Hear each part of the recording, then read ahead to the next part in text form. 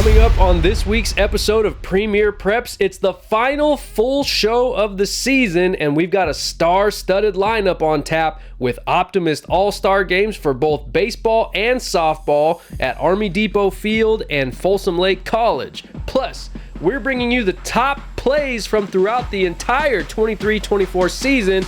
You are tuned in to Premier Preps.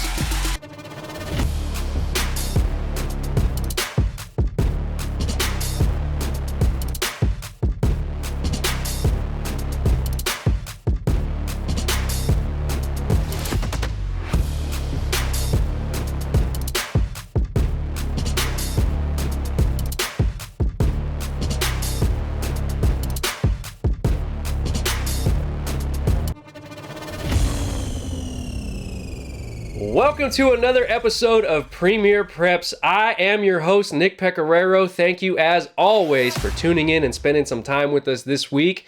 You heard right. This is our final full show of the 23-24 season as we head off into the summer months and get things right for the fall, which will kick off our 24-25 season.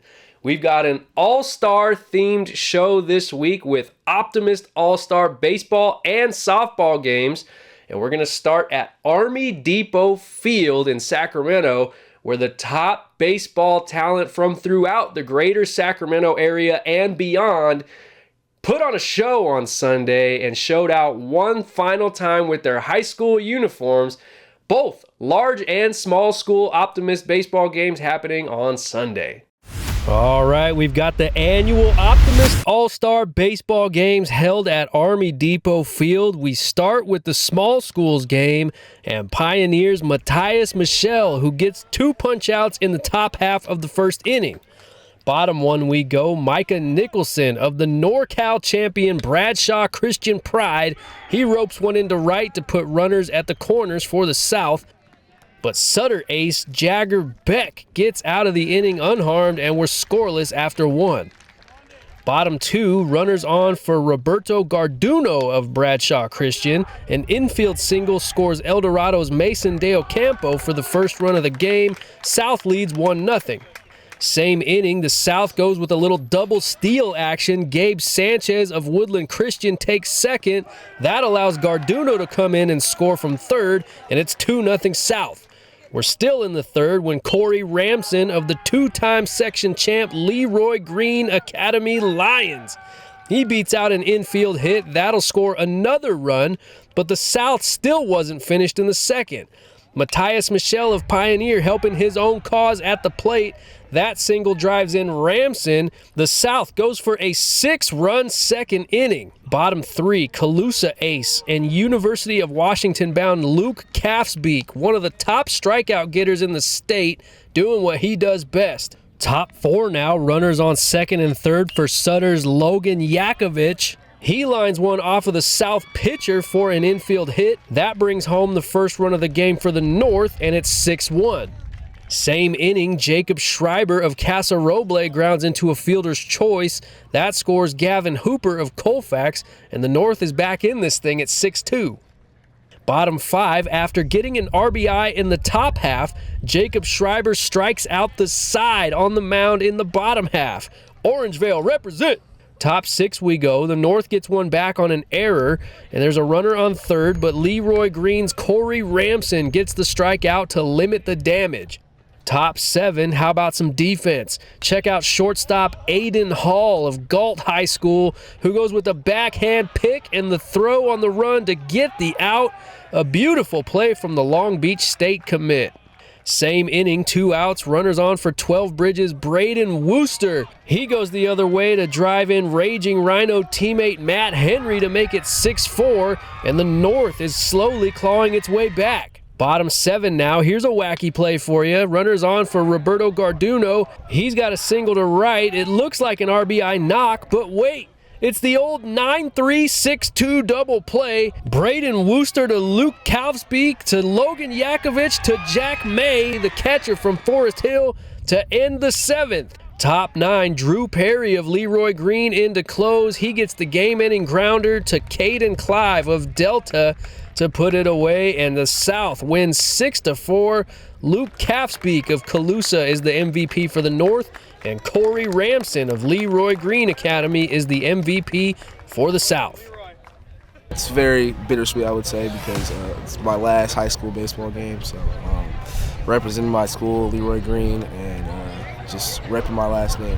I really just wanted this outing to represent how I played my career. I wanted to go out and compete as hard as I could, and it was nice. I got to compete with my buddies. My shortstop and my catcher were here today, and I feel like that made it a lot easier. I still had that connection, and it was just really fun to share that moment with some of my friends, and my parents were here today, and it was just a fun time all around. All righty, we're going to get right into the large schools game, which was taking place simultaneously on Sunday, and we start in the bottom of the first. The runner at first is Jax Jimenez of Whitney High. 1 out, Connor Barth pops it to the catcher. No big deal, right? Wrong. Jimenez tags and heads for second.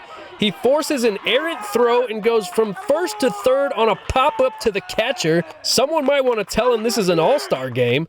I guess that's why he's going to Oregon next year, and guess what? That hustle would pay off as he comes in to score on a Tyler Hennessy hit, and the North leads 1-0 after 1. Top 2, Granite Bay's Jack Gouffron strikes out the side. 2 shutout innings for the San Jose State commit.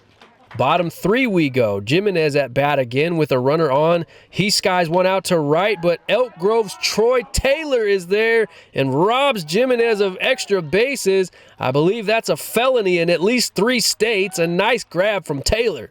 Same inning, the South trying to get out of the jam, and Nick Rostack of Vacaville is the right guy for the job. That keeps it at 1-0 after 3. Top 4 now, the South has something cooking with the bases loaded and 1 out. But check out Wood Creek's Connor Barth, the Mississippi State commit with the inning-ending double play. Talk about the right guy for the job.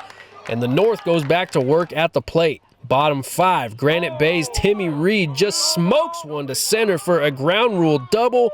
That drives in a pair to make it 3-0. But here's the big blow. The very next batter, Jax Jimenez. And talk about smoke. Jax wants all the smoke. 5 home runs this season for Jimenez, and he's got an all-star dinger now. 5 runs in the inning, and the North now comfortably leads 6-0 after 4. Top 5, how about some D now? Don't hit it to right field because Roseville's Logan Fox resides out there, and the fantastic Mr. Fox will lower your batting average with his glove. But the South was showing off some leather on Sunday as well. Vanden shortstop Jack Tranquina inviting everyone to join his spin class. And the South now trying to get something going with the bats. Bases loaded in the 7th, and they always say if you make a great play on defense, you're bound to come up and get a big hit at the plate. And Jack Tranquina says, well, the dude abides. He clears the bases with a 3-run triple, and suddenly the South has some life. The South still batting in the 7th, but Caden Bullock of Yuba City lays out to end the inning with his team still in front 7-4. Now, didn't we just say if you make a play on D, you come in and do something cool at the plate? Well, this certainly qualifies. Caden Bullock, the Yuba City honker. He had 2 homers all season. This one is a 2-run shot to put the North up 9-4.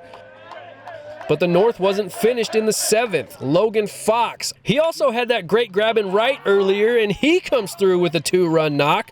That drives in Brandon Cavett of West Park and Jackson Burrow of El Camino. The North wins 11-4. Jack Tranquina of Vanden is the South player of the game, while Whitney's Jax Jimenez is the MVP for the North. That's awesome. It definitely it's like a good feeling. See all your boys, like these are the kids you play, especially nowadays, just like travel ball, high school, just like literally everything with. You see all of them, and then you can come out and play good in the last time in a Whitney uniform and represent your school and your town. It's a good feeling, and we won, so it's a cherry on top. Like obviously I played well today, which is good, but like you're just having a good time with the boys. You don't really care how it really goes. You're just like one last time in high school, just trying to like make the most of it. Well, if you liked the All-Star baseball games, then you will love the All-Star softball games. You know, sometimes you don't always get the elite players from the region in these Optimist games, whether it's scheduling conflicts for travel ball or family vacations, or just heading off early to college to play at the next level. But I gotta say that this year's selection committee hit it right on the head with this pool of players for this version of the Optimist All-Star game. That took place Tuesday night at Folsom Lake College. It was a smoldering Tuesday evening at Folsom Lake College for the annual Optimist Softball All-Star Games. 2 games on tap, the small schools game up first. And what better way to start this game than with Olivia Bauer of the 30-0 Sutter Huskies leading off with a triple to start this game. 175 career hits at Sutter, and now she has an all-star knock as well. That sets up an RBI double from Wheatland's Hallie Prather in the next at-bat, and just like that, the North leads 1-0. And the next batter is Adriana Nebuloni of Northern Section champ East Nicholas. She ropes an RBI double, and the North jumps out to a 2-0 lead after 1. Top 2 now, runners on for another Sutter Husky, Morgan Hegstrom. She dumps one into right, and her teammate Grace Diaz scores. There were Sutter Huskies all over the field in this game. And then Hannah Golinor of Wheatland skies one out to left. The sac fly scores Maddie Shemansky of the Shocker Sutter Huskies, and it's 4-0 North. Same inning, here's a fresh face for you. How about Summer Stevens of Forest Hill? Perhaps the best-kept secret in the Sac Joaquin section.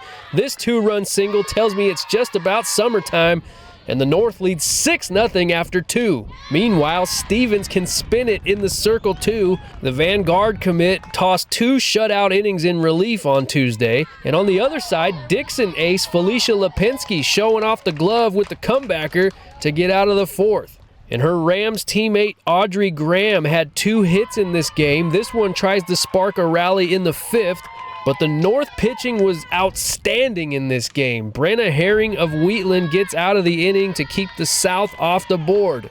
Lipinski back in the circle doing all she can to give her team a chance with 4 scoreless frames out of the pen. But the last chance for the South comes against Olivia Bauer, who threw 2 scoreless innings to start the game, and the future Boise State Bronco gets the final 3 outs and 1 final hug from catcher Morgan Hegstrom as the North wins 6-0. Audrey Graham of Dixon is the South MVP, while Olivia Bauer takes it for the North to cap off an all-time great career with the Sutter Huskies.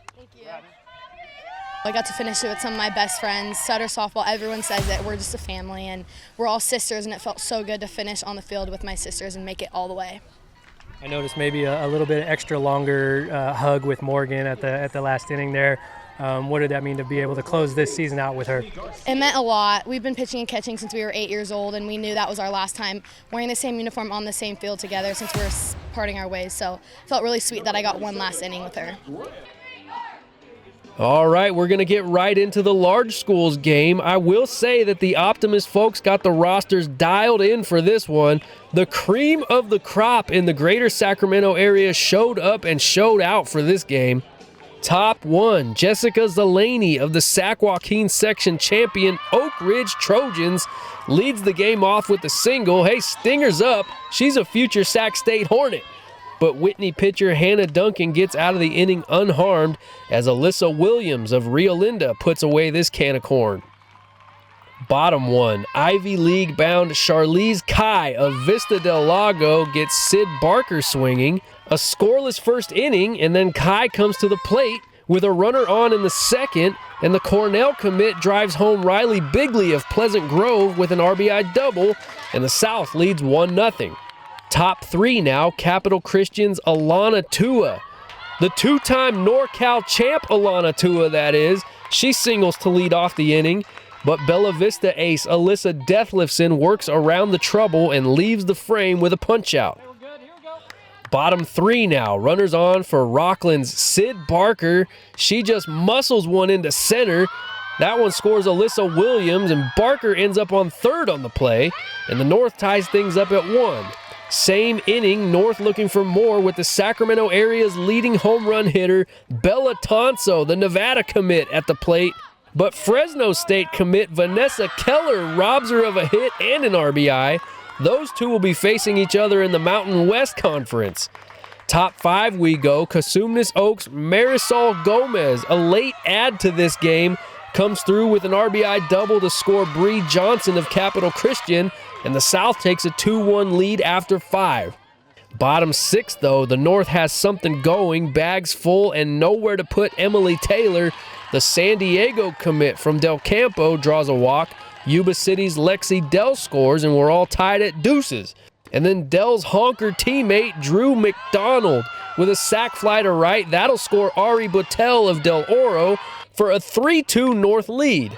Mia Tetz of 12 Bridges brings home her Ragin' Rhinos teammate Kelsey Kurland on a tricky grounder, and then Bella Vista's Ariel Herring caps off a 4-run 6th with an RBI knock to right, and the North leads 5-2 heading to the 7th. Hannah Duncan back on for the North, the grounder to Kelsey Kurland. She's going to play goalie for UCLA women's soccer, so you know nothing's getting past her at third. That'll do it. The North is a 5-2 winner. Charlize Kai of Vista Del Lago named the South player of the game, while the Oklahoma-bound Sid Barker of Rockland is the MVP for the North. It was just so great to play in this game with a lot of the girls I actually grew up with. On my team up here in the North, I have quite a few girls that I actually went to elementary school with, and being able to play on the field with them one last time is just so great. And on the opposing team, I had girls on my travel team, so it's just so great to know that I'm playing with great competition against great competition.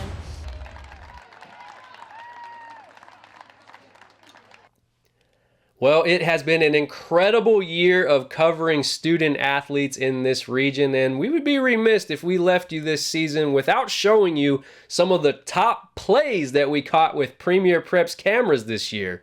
Now, these are the top 64 plays that we got this year. Now, why 64? Because you will be able to vote in a 64-play tournament bracket over the summer to find out who you thought had the top overall play from the 23-24 season.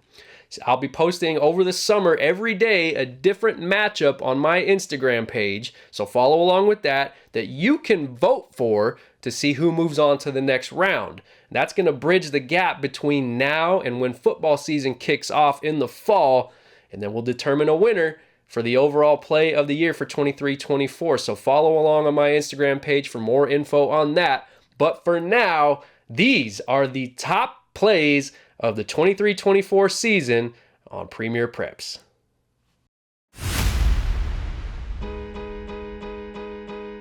Here comes Shabal Barksdale. Look out, everyone, because Shabal's been working out. He gives us all free tickets to the gun show. And then Barksdale again off the miss. It was looking like it would be all sack high in the first quarter. We go to the second quarter now. Bradshaw's Josh O'Neal with the rejection. Now, it wouldn't be a Rockland party without inviting Mark Lavrinoff. Big Mark throws down a thunderous jam. Brandon Gibson puts on his chef's hat and starts cooking, stirring the pot with a step-back J, and the Mustangs lead 20-14 after one. Kentrell Kelly, the big man with the rebound, and decides to go the distance. Good luck trying to stop that freight train. The Mustangs close the game with a dunk fest. Ozzie Franklin with the smash. And how about 6'2" freshman Avery Masters looking like Akeem Olajuwon in the post. A little dream shake on the All-American. Rams on the run. Ace Villegas. Woo! Ace is on the case with this feed to Moses O'Guiney. The jam off the sweet no-look from Huff. Thompson had 18 points in the second quarter. Tyler Thompson, not sure how he threads this needle, but he finds Josh Neal underneath. Dylan Sayer flies in for a lay-in. He had 13 for the Trojans. And then on the next trip down, he changes his name to Dylan Slayer. A big-time flush, and that gets the Ozone fired up. And then Hops getting fancy with this finish. He led everyone with 22 on Friday, 18 of them in the first half. The Falcons add on at the end of the first half. Diedrichs again working her magic. The left-footed cross back to Smiley for her second goal of the game. Her second multi-goal game of the playoffs. She's just a freshman. Left fielder Adam Smith tells Jimmy Radler, "I got nothing but glove for you." A nice defensive play from the Raiders. A sharp liner to left, but let this be an early lesson to not run on Gia Almont. The Oak Ridge left fielder blowing some smoke off of her pistol to keep it a one-run game. It's high, it's deep, but Kaiden Walker comes out of nowhere, crashing and burning, but holding on for the catch. We see you out there, Kaiden. This ball might have been out at Vista's home field, but here at Folsom Lake, Brooklyn Nordquist runs it down. A great grab. But the Franklin defense was on point on Tuesday. Third baseman Kyle Pott with the quick exchange to get Bryce Ferris for the first out of the third. Jackson Halverson on the bump for the Lions, and he's getting some defensive help from right fielder Charlie Rios. Charlie Hustle laying out and keeping the third base runner put. Now, defense would be a major theme in this game. Center fielder Brody Bieneman gives us all free tickets to the gun show and keeps it at a one-run game. Now, how about some more defense? Check out right fielder Alex Young. He's trying out for the dive team. A beautiful grab right there. Third set, Brown picking right up where he left off. Man, you can put somebody's eye out with that thing. Bottom four, how about some defense? Roseville third baseman Kylie Crossman getting dirty. The throw from her knees and a beautiful pick by Anderson at first. This game was played at Sacramento High School, so you know the Lone Dragon representative, Kendall Hearn, was going to show out. A big tomahawk jam right here. And then check out this move. He puts his defender on ice, steps back and buries the three. An ice-cold move from the future Ivy Leaguer. Caden Ward of St. Mary's might want to find a safe house or a relative nearby. Lay low for a little while because he's probably wanted for murder. He posterizes a 6'10" dude and one. Caden Ward. That type of stuff will put someone in a psychiatric ward. There's really no need to show you any more highlights after that. Granite Bay off to a much better start. Kellen Ashford breaks the iPad in the back. You will be receiving an invoice in the mail soon, Kellen. The line drive, but Jax Jimenez snares it, steps on the bag for the double play to end the game in style. Now, if I've learned anything about covering Rockland softball, it's that you don't hit it to right field because Lily Treaty resides out there and she will lower your batting average with her glove. Abraham gets some help from his defense. Third baseman Jacob Peralta on the run and a nice stretch and scoop from first baseman Dylan Minity. Shea Stinson says, "I got nothing but glove for you." And the score remains 1-1 after 4. First batter of the game, Ella Magda, lines one to first baseman Ruby Warren, and Ruby with a gem of a play to start the game for the Falcons. But the Vikings fire back as William Iannacho, looking like a macho man and a savage. Caden Pinnock, yes, that Caden Pinnock, all-Metro football and basketball players showing off the leather in center field. There's nothing that this dude can't do. And he had some help from his defense. Center fielder Tyler Hennessy reminding everyone not to come into his airspace. Florence center fielder Eduardo Ramirez with a frickin' laser beam to get the runner at home to prevent further damage. Roseville right fielder Sierra Hanna has a beat on it. She makes an incredible catch. A run scores on the sac fly, but a tremendous effort by the freshman in right. Nicky Rodriguez gets some help from his defense. Jalen Dawson skies one out to left, where Tanner Mayberry says, "Do not come into my airspace." He face plants, but holds onto the ball. In the fourth, check out this hustle play from Dylan Hong, leaving it all on the floor to keep the point alive, and it would pay off. Vanden gets the point and starts to build some steam. Moments later, Pinnock gets the steal, looks ahead to Alex Kime, and you know what time it is. It's Kime time. Alex catching a body with two hands, and D.O. starts to pull away. Kai Compton with the corner kick, and then Isabella Hazel goes off the dome to hammer it home. And Davis is rolling. The Pacers can start to feel it. They're going to get one more from Wayshawn Parker. They call him and Devin Green the son of Krypton and the Dark Knight. And Grant with a superhero effort and will defend its state championship. Third quarter, more Valdez. The rip on one end and the dip on the other. Man, I'll have whatever he's having. On the ensuing drive, Devereaux is nearly picked off at the goal line, but Grant is there with the cat-like reflexes. Check out this goal. What type of sorcery is this? Jackson Dole with a clean no-look behind the back score. Nina Kane tied a school record with 44 points in a game earlier this season. But on the first possession of this game, she shows she's all about that D.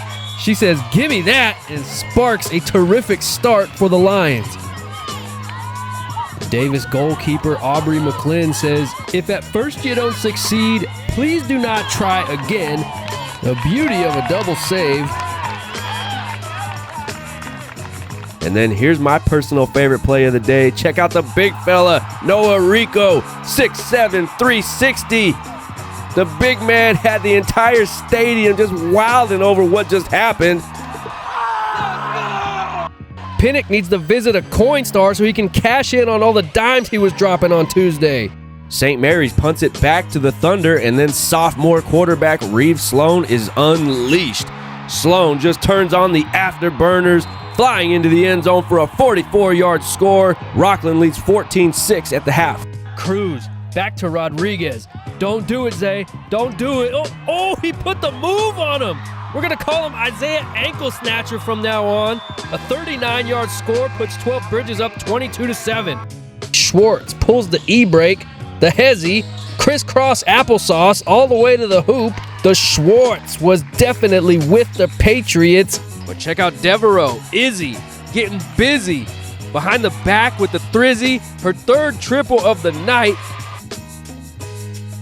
A rocket out to center, but Jackson Cook leaving Oakmont shook with that catch out in center field. A great play to save extra bases. Jax Whitesides was all over the place in this game. He plays a mean left field too, saving certain extra bases. You knew it was going to be a crazy game when this was the first play.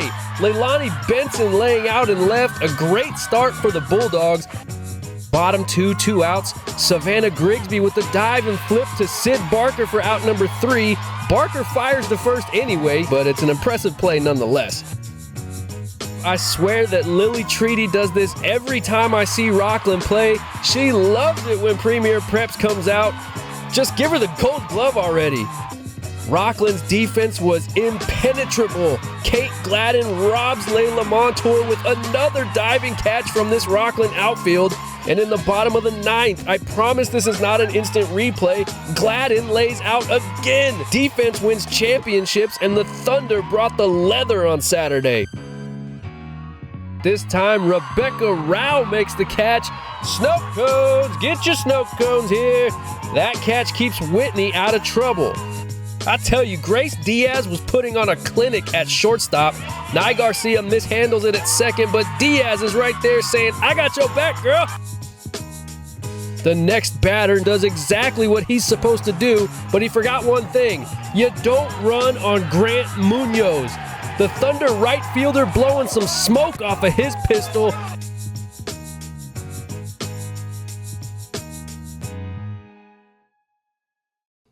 Those are the top plays for the 23-24 season. Remember, you will be able to vote on which one you like the most. As long as you follow along on my Instagram page throughout the summer, we'll have more info on that in the next couple weeks. But that is going to do it for the final full episode of Premier Preps for the 2023-24 school year. And I want to sincerely thank everyone who regularly follows along every Sunday, everyone who subscribes and follows along on social media. We are not going anywhere. I hope you stay connected throughout the summer because I'll have some great interviews lined up to keep this thing going and bridge the gap until football season. That's when we're going to come back even stronger. So make sure you stay tuned for then in the fall. Until then, I'm Nick Pecoraro. Thank you so much for tuning in every week. This is Premier Preps. I'm out.